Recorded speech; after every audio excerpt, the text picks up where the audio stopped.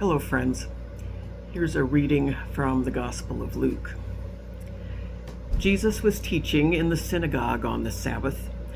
A woman who had been crippled by pain for 18 years came in.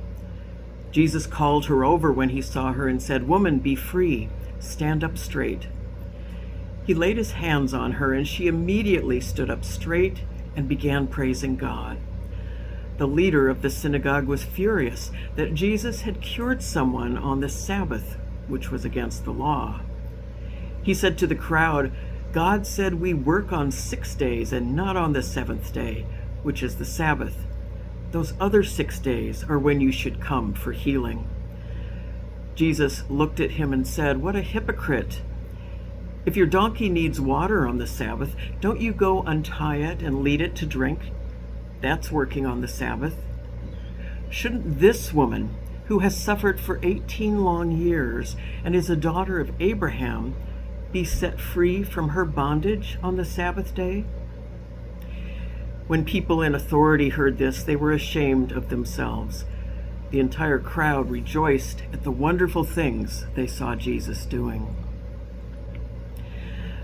I used to drive by fancy condo units being built. Each one would put up a sign on the side to compel you to consider buying. Some signs would say, "If you lived here, you'd be home by now." Some of them listed the amenities of life there. But on a particularly lovely new building, the marketing people offered something a little different, which caught my eye. Experience Unrivalled Grace. Wow, I thought, that is where I'd like to live. But I suspect they meant a different kind of grace than what I saw in this reading from Luke. I wondered several things as I read from this passage. I wondered, did Jesus ever heal anyone on a day other than the Sabbath? How many healing stories do we really need? And might each healing story convey a unique message for us? There is abundant grace in this story of healing. The grace of being seen by Jesus, being called by Jesus, and being set free by Jesus. The woman in our story has no name. We only know that she was bent over, unable to stand up. Her world had become very small due to her limited mobility and her inability to look up and look around due to her bent condition. Jesus noticed her and called her to him, and in full view and hearing of the crowd, declares her set free from her ailment. Notice he doesn't say healed. The release from her spirit of infirmity is her reality now, Jesus proclaims. He blesses her, enabling her to live into that reality that he just pronounced. She immediately stands straight up. Her field of vision was restored, as was her posture, as was her acceptance into the community of the faithful. God's grace is what this story is about.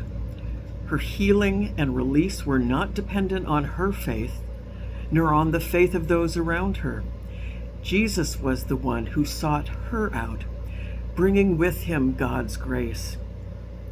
She most likely couldn't see Jesus because of her condition, but she could hear him.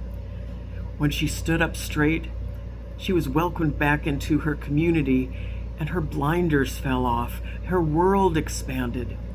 Her release from the bondage of her ailment made her a symbol of discovering the freedom of God's kingdom. Once again, she was able to walk in the fullness of life that God had intended. Daughter of Abraham, Jesus called her. She had a name, of course, but this is the title by which we know her.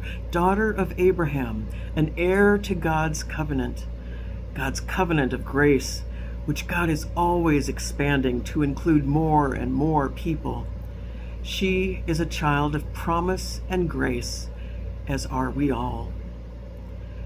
Following this healing, in which Jesus proclaimed release and recovery of sight and liberation of one who was oppressed, the religious leaders were put to shame.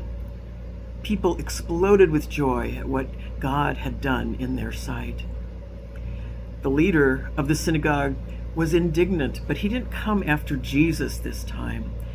He focused on the crowd.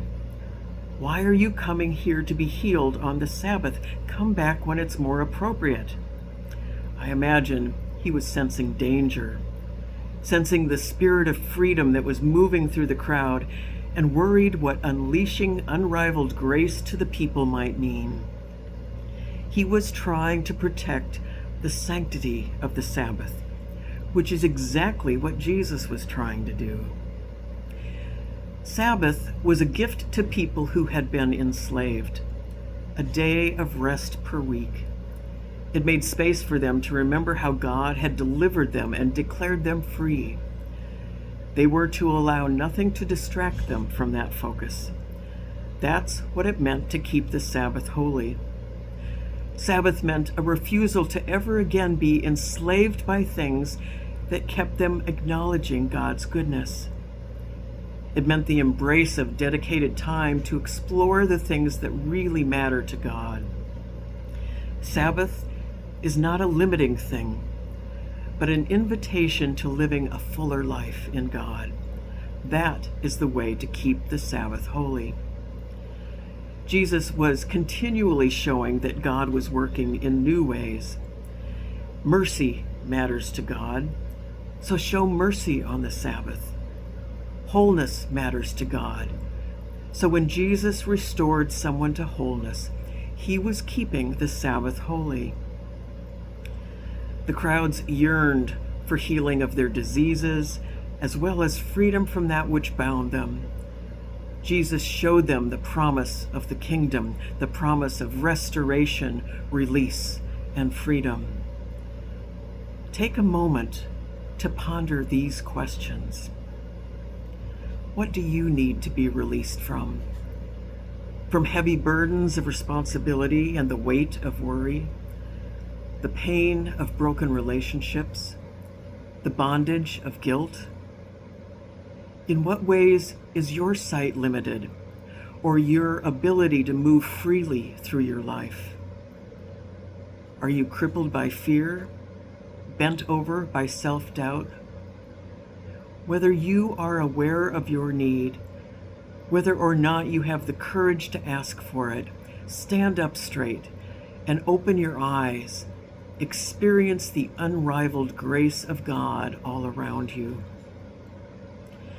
May this story of God's goodness open our eyes to what God has done for us and promises to do for us, both in being made whole and in recognizing those in need around us of God's promise of freedom.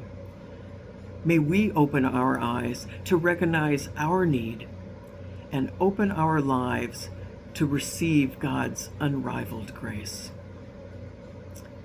God bless you all.